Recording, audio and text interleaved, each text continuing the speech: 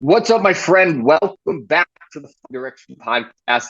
This week, I bring in an episode to you that is absolutely just fine. You are going to love this. So I'm sitting down with Jarvis Leverson. He is a private engineer. He's an accountability coach and also known most famous for being called the More Hero. And on this episode, the things that we talk about is how you can get to stop spinning your wheels aimlessly. If you feel like you're going through your day and just through the motions, how you can begin to snap out of that and really get in alignment with something that fire and some passion in. We talk about how to instantly become a morning person, even if you don't think you are, and also how you can be powerful morning routine that will absolutely, hands down, change your life. And so there is so much goodness in this episode. If you are not already, make sure you subscribe so you can hang out with us every single week. Here we bring new episodes every single week. And other than that, we dive right into this episode. I know you're going to enjoy it. Honestly, you're probably going to want to listen to it 2 times, 3 times, 4 times because there are so many to this one. All right, man, here we go.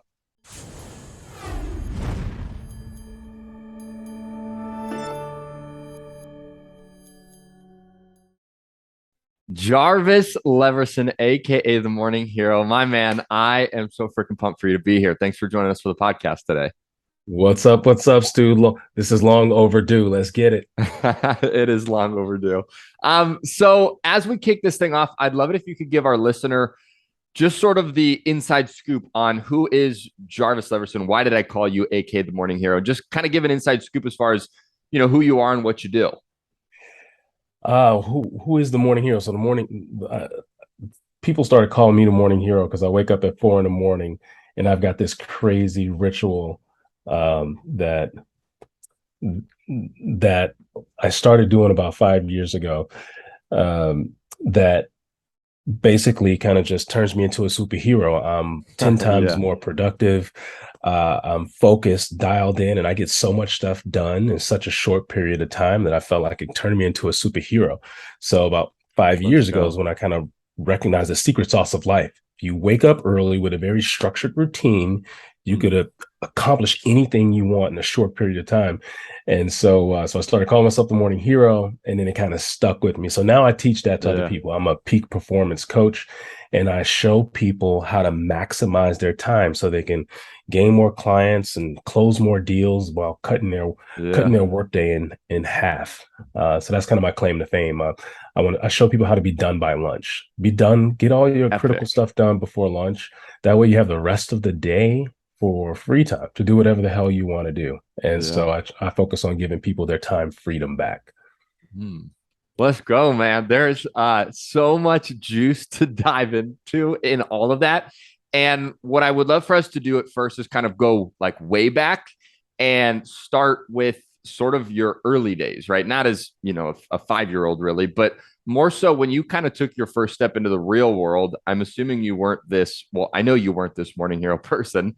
Yeah. So fill our listener in a little bit as far as like, what was life first like for you as you kind of stepped into the quote unquote real world? Like, what was that like? So the real world for me was I grew up in Chicago, and I was pretty much in kind of like an all-star at everything I did. I went to I played 4 sports. I was the captain of the football team, played Hmm. quarterback, captain of the wrestling team, all state for track. On top of all that, I was on the honor roll and all these, winning all these Crushing it. different academic awards. And so growing up, everything really came pretty easy.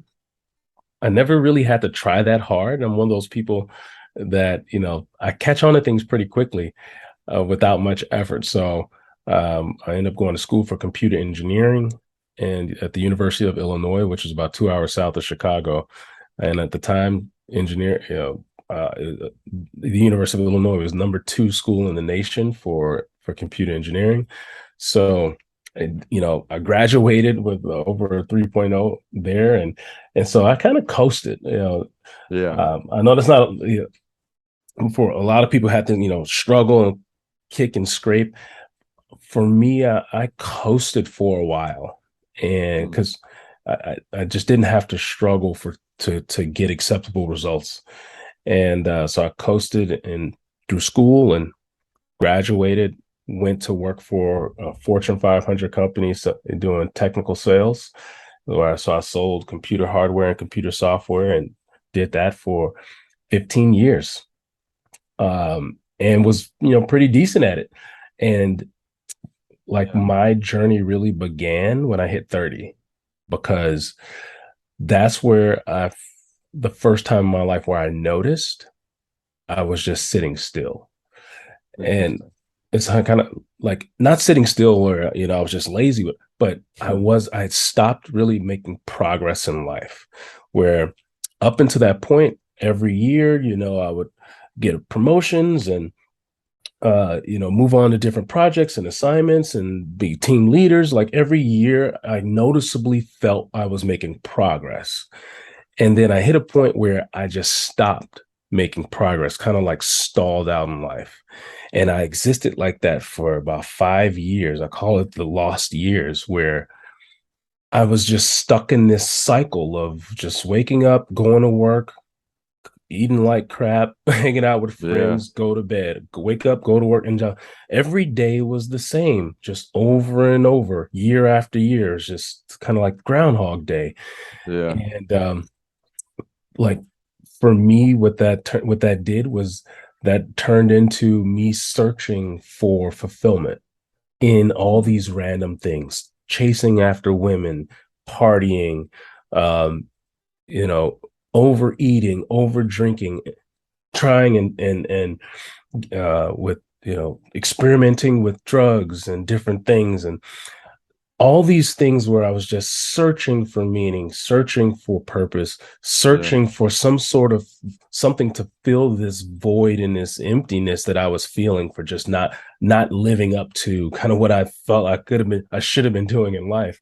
Yeah. And so that kind of took me down to this downward spiral where all of a sudden I was kind of at the top of the leaderboard at my company. I was producing as a sales rep. I went from the number one sales rep in my office down to the dead last within 1 year. Hmm.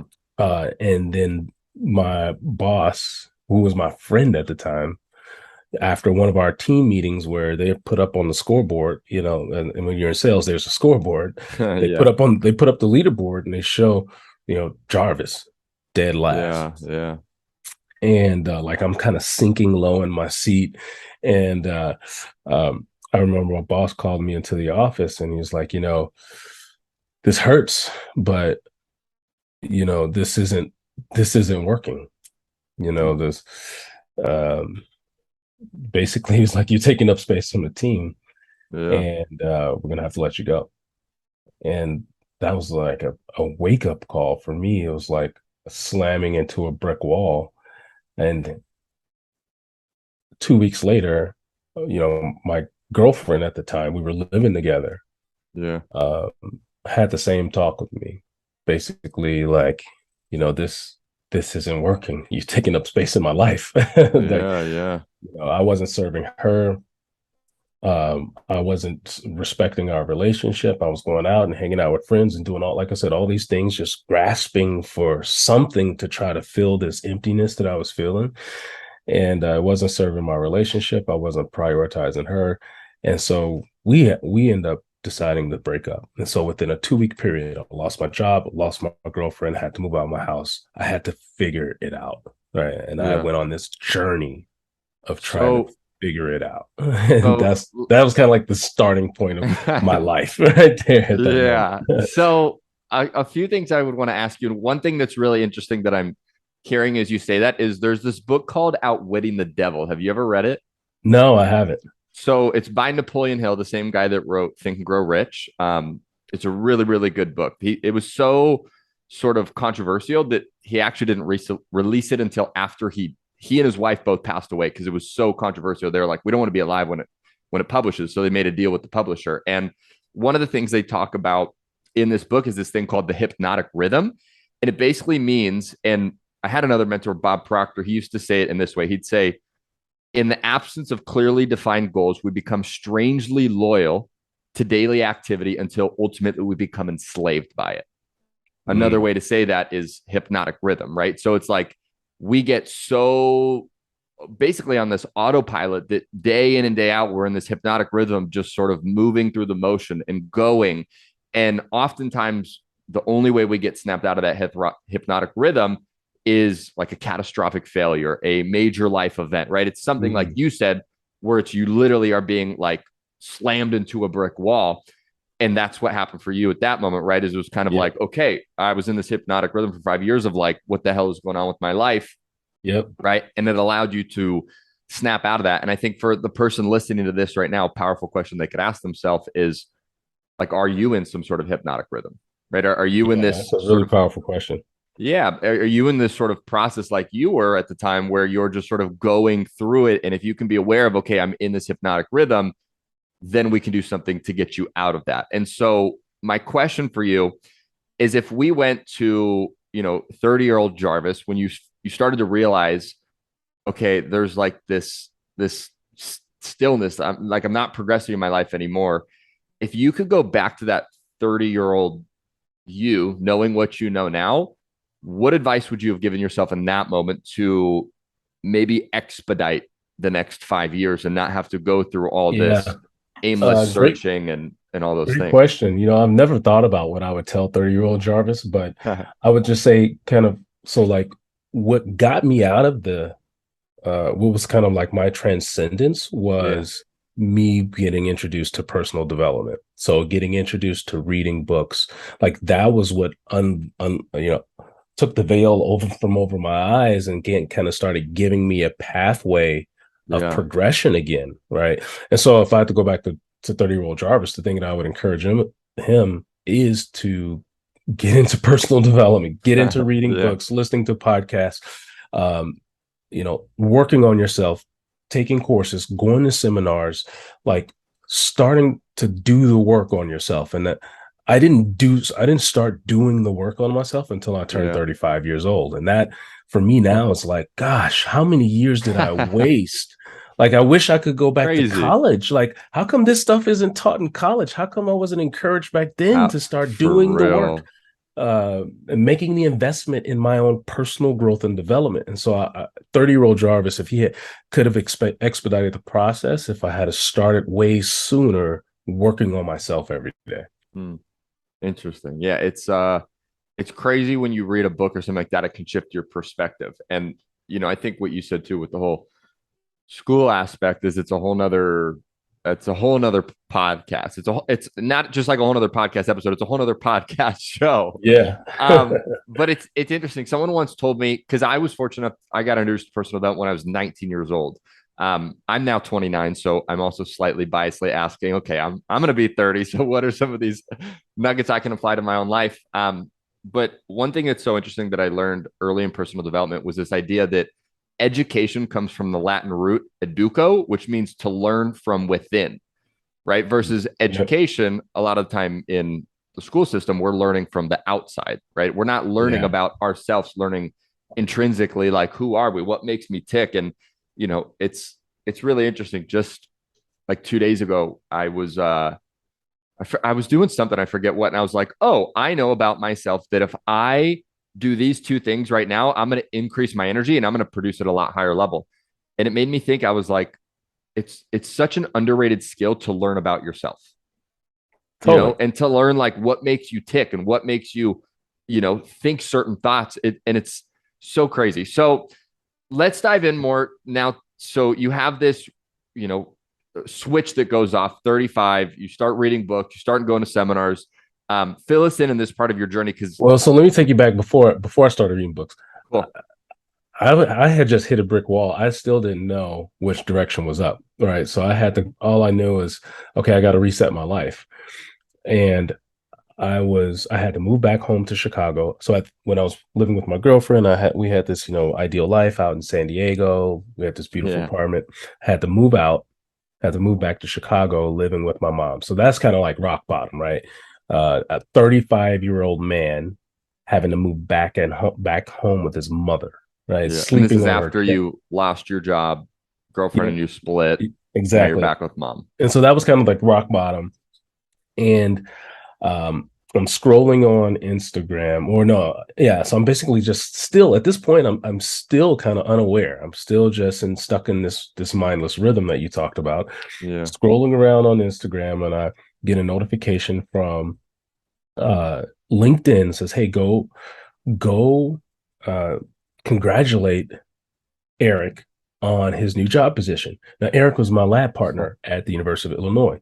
And so we did all of our computer engineering classes together. So basically, you get paired up with someone when you start the program, and you take all your classes, all your labs, all your quiz, you do everything together as a pair. And so Eric was my partner, and we did everything together. So he was basically the exact same person, exact same place. We graduated. Interesting. In the exact same place in life, right? Yeah. And so now here I'm getting a notification that go congratulate Eric on his new job position. So I go looked at his LinkedIn profile, and he is now the CTO of a technology firm, right? And so here I am on my mom's couch, like with nothing to look forward to in life. Yeah. And here was Eric, who, if anything, like I was, no, not to pat myself on the back, but I was smarter and better than Eric. Like I would give him the answers to some of the quizzes and some of the homeworks, right? If anything, I should have had a more extraordinary story. But here he was living an extraordinary life. Like I went to his Instagram account, and he's got, boats and a beautiful house and a beautiful family and all this stuff going on for him. And I was sitting there like with nothing to show for the last 15 years of my life. And that for me was a defining moment, because it showed me the potential of what I could have been.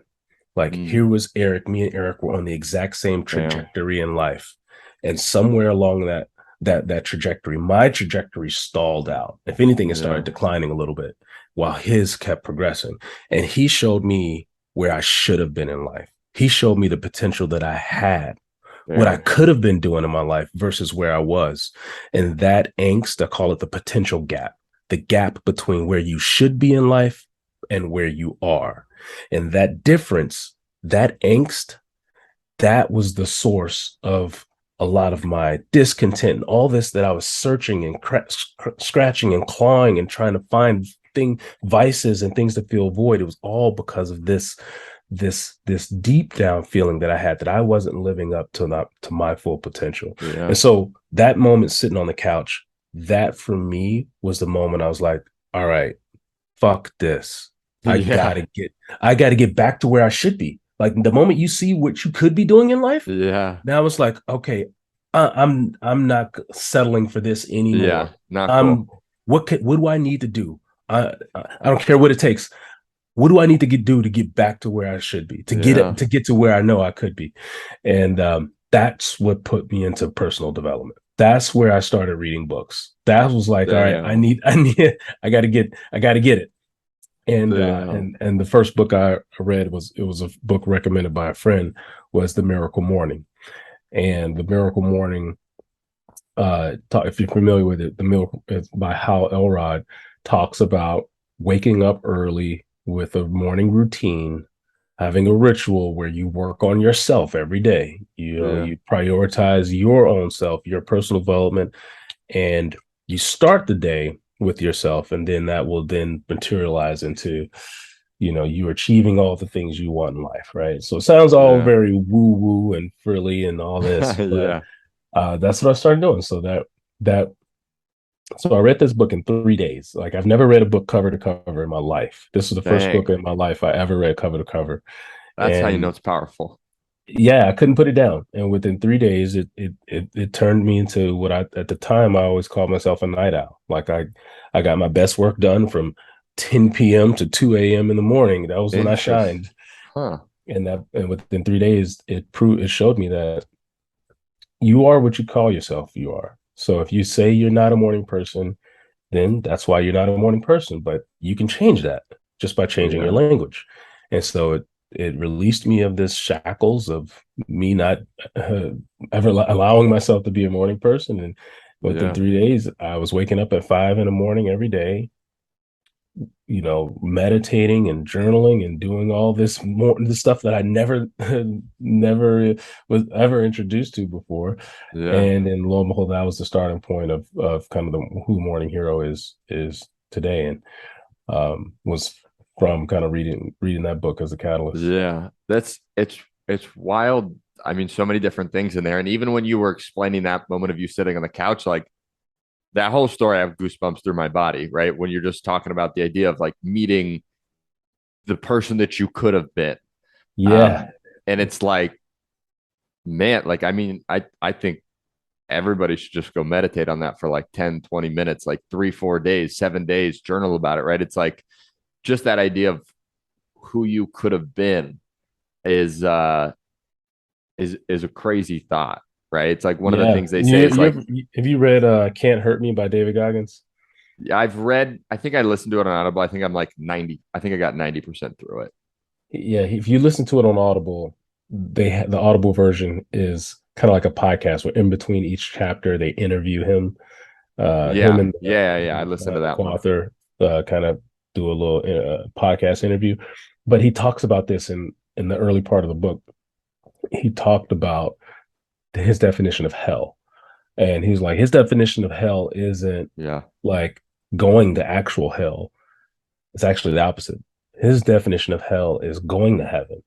But at the pearly gates, there's a board, and as you approach, the Heavenly Father or the Lord or whatever, whatever the being Yeah. you want to call it, Yeah. is there showing them like this is what I had in store for you when I made you. Like this is who you should have been. No, but Man. who you are now, like, yeah, you made it to heaven, but boy, you settled for less than you settled for less. You didn't, you were lazy. You didn't achieve everything I had in store. You didn't utilize all the talents that I instilled in you. Like, yeah, you skated by and you didn't do a lot Yeah. of sinning. So yeah, you meet the minimum qualifications of coming to heaven. But boy, I had a big vision for you Yeah. that you didn't live up to. So yeah, come on in, but I'm disappointed in you. Yeah. He say like that's actual hell. Yeah. No, you're making me want to like get up and go run or throw my computer or something. It's like, damn, like it's looking at like who would that person be that he would show you on the board, and how can you aspire to be that version of yourself? Yeah. Such a freaking powerful concept. And I hope every single person listening to this right now is like hearing it, replaying that, listen to that 6 times over. So you read this book, right? The Miracle Morning is what it was called, right? Right. I need to get the book. It sounds like phenomenal. And I'm curious for you then, like now, obviously you've transformed into this morning hero. You're waking up. You could tell us what time you wake up now, but I think it's like 4 a.m. or something like that every single morning, Yes, even on the I'm almost weekends. embarrassed to tell people what time I wake up. Now it's like 3:30 in the morning. Just because I You like beast. yeah, it's not like intentional. Like I don't have an alarm clock. I haven't used an alarm clock in 5 years. But That's um so cool. like when you have a passion and purpose that's so big and like you're obsessed over it, like you wake up, like your brain can't shut off. So I wake up eyes wide open and I'm ready to get after it. And Yeah. so So one thing I'm curious too, and I never knew this about you, and obviously we've known each other for a bit, but one of the things you said before is you used to be like a night owl and you'd get your best work done from 10 to 2 a.m. yeah. And now it's like it's totally flipped. And I'm curious for the person listening to this right now, can you just like expand upon that a little bit? Because I think even before we get into like the benefits of a morning routine and like what that looks like and how you can do that for your life, there's almost like an identity shift that happened within you going from being a night owl to a morning person.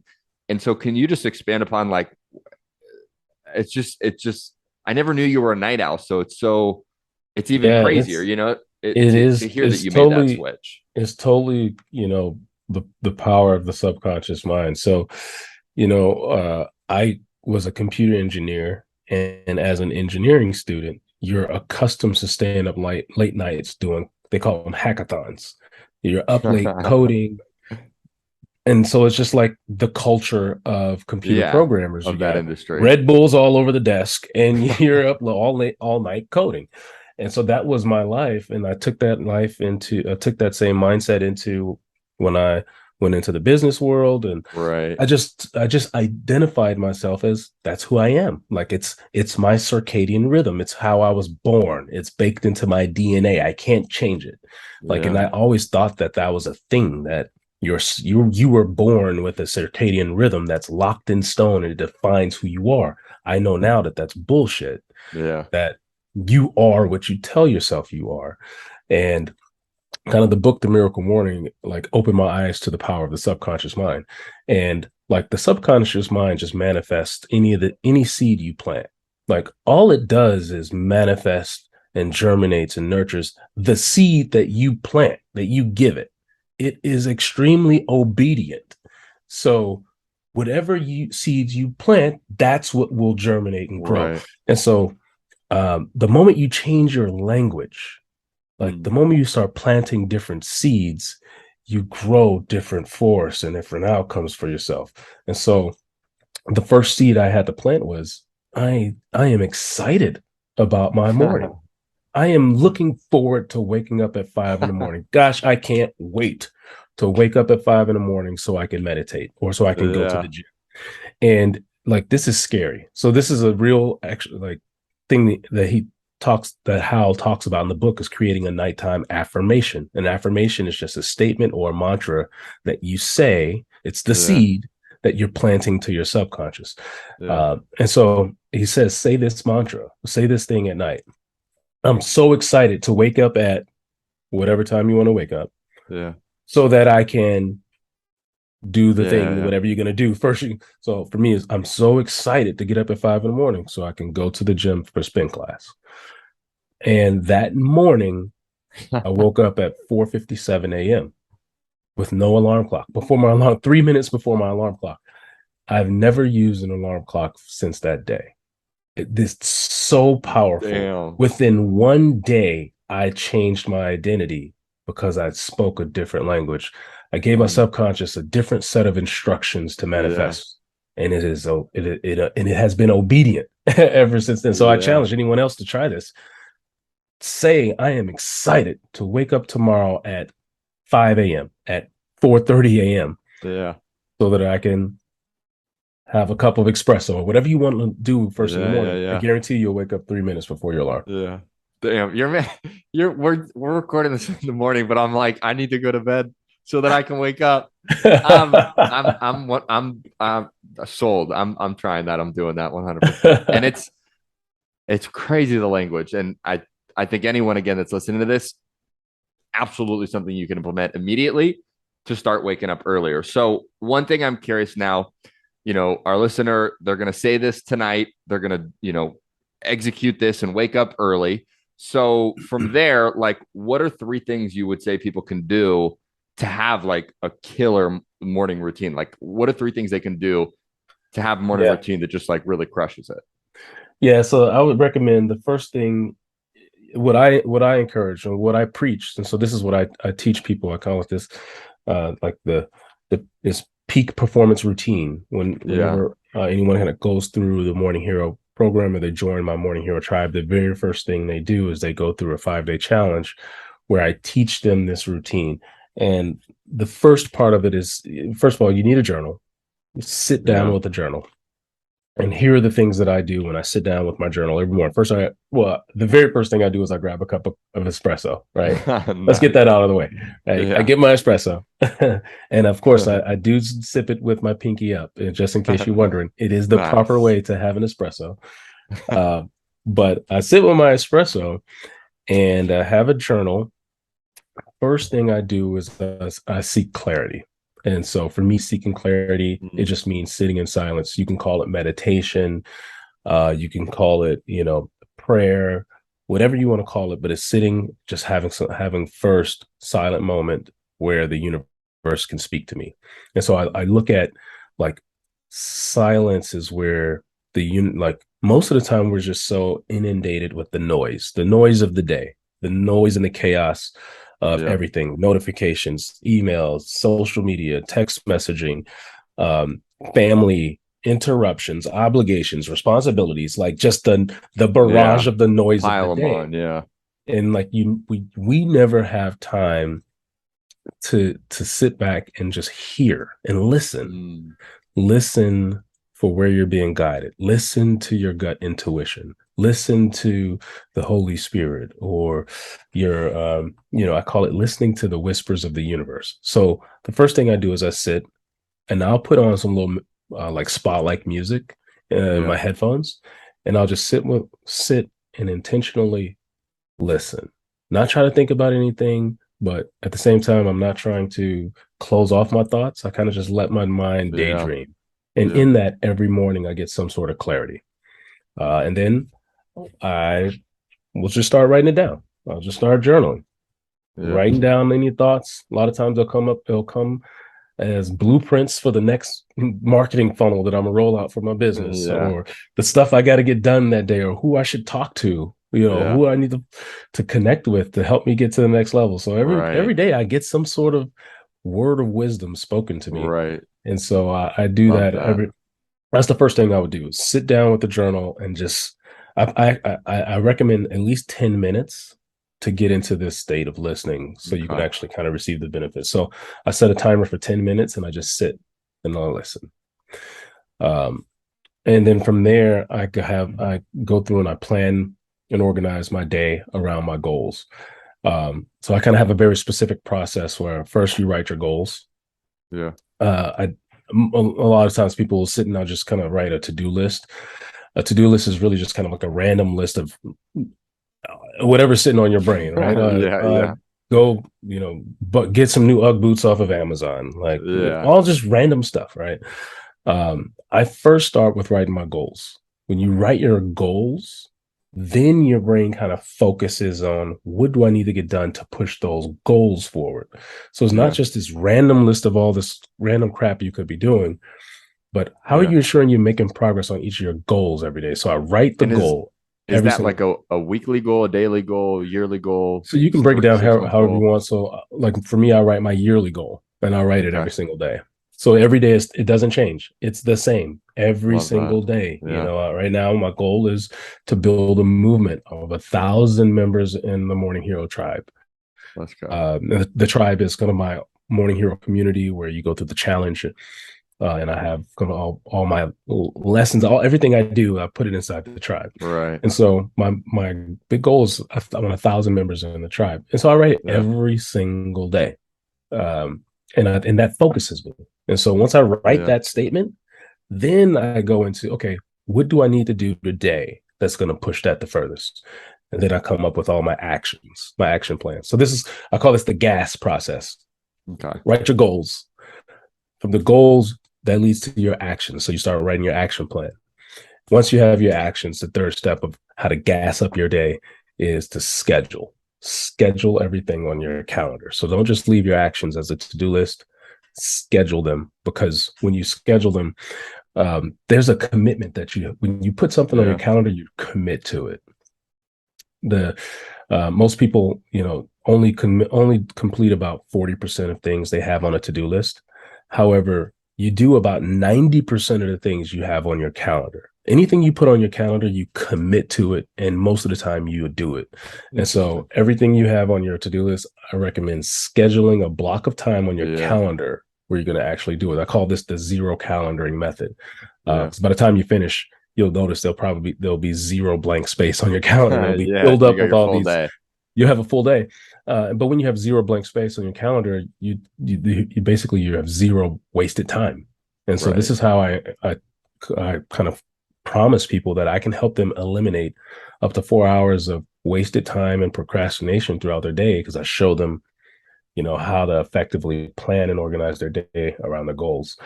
And so that for me takes about 30 minutes. So I sit down with my journal for the first 30 minutes of my day.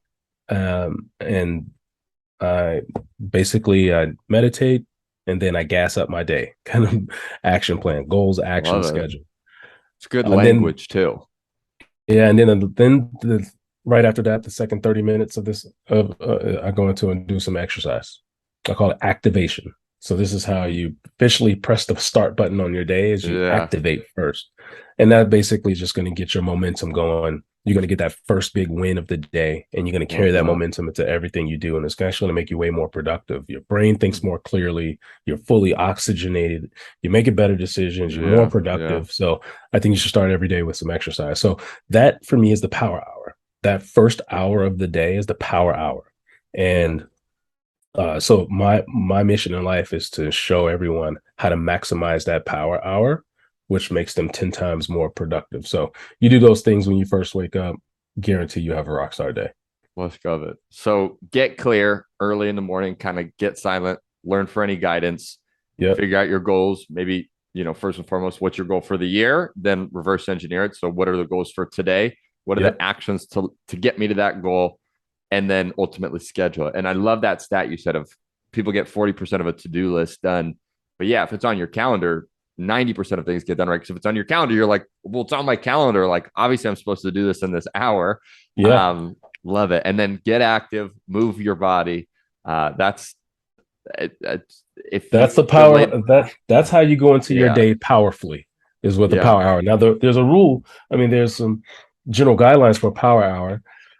First of all, they got to be you got to have undistracted, uninterrupted time. So no family, no on email, no working. So that basically means just you got to get up early enough before the chaos of your day starts. So the whole premise of this whole concept starts from you waking up early so you can have the silence of the morning for your power hour. You can't wake up at 7 in the morning with a power hour because the world is already spinning at that time. Emails are flying in, phone calls are coming in, your kids are already awake. Like, you can't start a power hour at 7 a.m. just because by the time you wake up, there's this guilt that there's other stuff going on that I'm not being attentive to. So you got to get up early enough where the world is still quiet, so that you can have a guilt-free power hour for yourself before the world turns on. So that's why I recommend waking up at 5 in the morning, at least 5 in the morning, for your power hour. Heck yeah. And I want to insert again here. I'm just feeling pulled to insert this of like remembering the saying of I'm so excited to wake up at 5 a.m. tomorrow so that I can blank. Because I can feel our listener right now, like as we're explaining this morning routine, again, having that resistance of like, 5 a.m.'s early. And like, but remember, use the language before you go to bed. Listen back to this episode if you need to get that language in your body more, and use that. And you're going to wake up in an excited manner. And then you can go execute on all the things you said. So freaking so beautifully laid out, Jarvis. I'm curious, obviously we could be here for another 3 days. But for anybody else that wants to see what you're up to, hang out with you more, just follow along with everything you're doing. Where's the best place for them to find you? And if they want that early morning motivation, they can follow me on Instagram. It's the.morninghero on Instagram. And so I always post all kinds of inspirational, motivational content.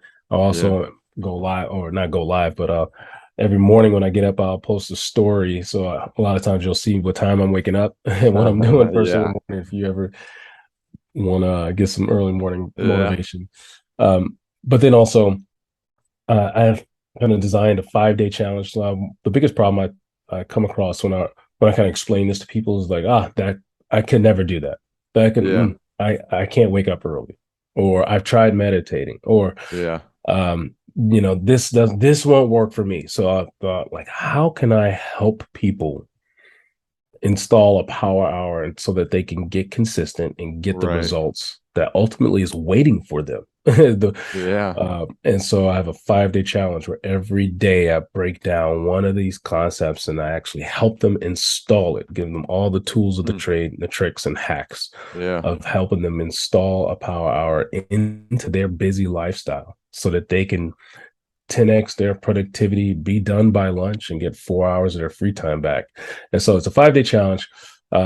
You can go to the link. I don't have the URL yet, but I'm sure we'll put it in the show notes. Put the link to it in the show notes. At the very minimum, they can go to themorninghero.com, and there'll be a link on there to the 5-day challenge. But I'm calling it the Peak Performance Challenge. I can turn anyone into a peak performer in 5 days.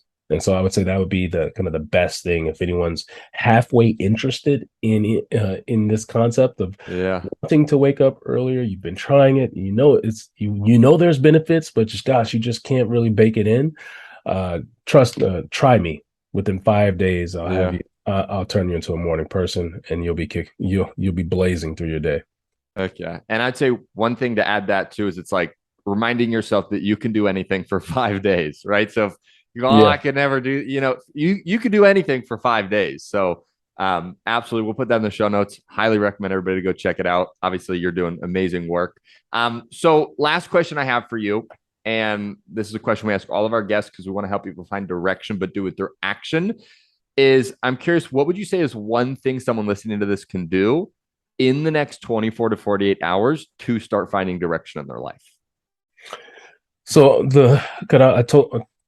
I kind of described my process of seeking clarity every morning. And I would say, if you're at a place where that's what you're looking for, you're looking for clarity. You're looking for what is the next step?